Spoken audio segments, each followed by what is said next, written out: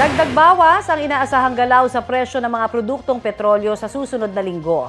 Matapos ang 4 na linggo, posibleng maputol na ang serye ng rollback sa diesel at kerosene. Sa pagtataya po ng Oil Industry Management Bureau ng Department of Energy, batay po yan sa 4-day trading, posibleng tumaas ang kada litro ng diesel ng 20 centavos.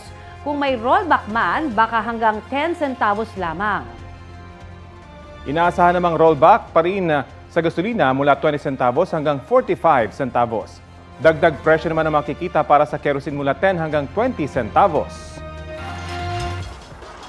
Posible pa yang magbago batay sa pagtatapos ng trading ngayong pong araw ng Biyernes.